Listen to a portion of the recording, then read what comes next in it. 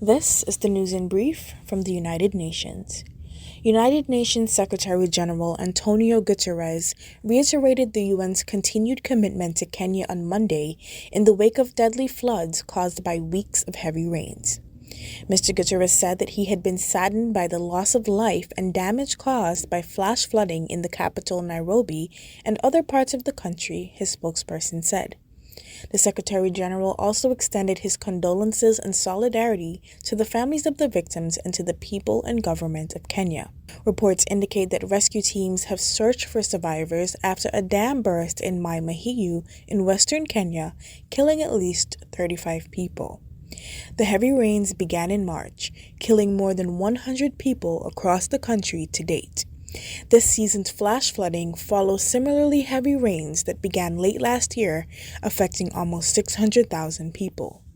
Gaza is now at its most dangerous period, demining experts warned on Monday in a call for a ceasefire and greater efforts to clear unexploded weapons from the worst affected areas. Speaking on the sidelines of a meeting of Mine Action National Directors in Geneva, here's Mungo Birch, chief of the UN Mine Action Program UNMAS in the state of Palestine. This is the most dangerous period. Once people start returning to the north, that's when most accidents will occur, because they won't be familiar with where unexploded ordnance is located, and so it's important that once the returns start, we're poised and ready to be able to provide the risk education they need.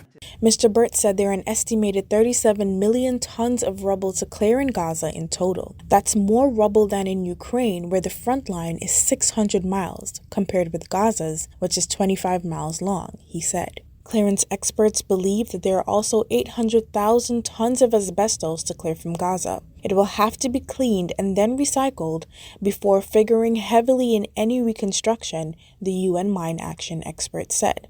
Despite the massive scale of the clearance operation ahead, UNMAS has just $5 million in funding. Another $40 million will be needed over the next 18 months just to start the process of clearance. The UN's top humanitarian official in South Sudan has urged the government to lift newly imposed taxes and charges that are causing aid deliveries to be suspended, affecting tens of thousands of people. Since February, authorities have imposed a series of new taxes and charges at border crossings and within the country. These measures have impacted over 60,000 people, particularly in remote areas where humanitarian operations are already limited. This number is expected to rise to 145,000 by the end of May if the measures remain in place.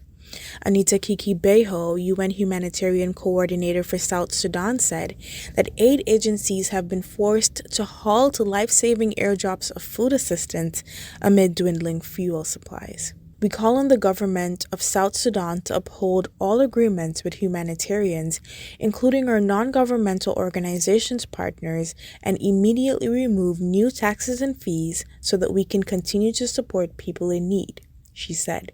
According to the Humanitarian Coordinator's Office, the new measures would increase the cost of food assistance and the UN Humanitarian Air Service UNHAS operations by $339,000 per month. Shanae Harte, UN News.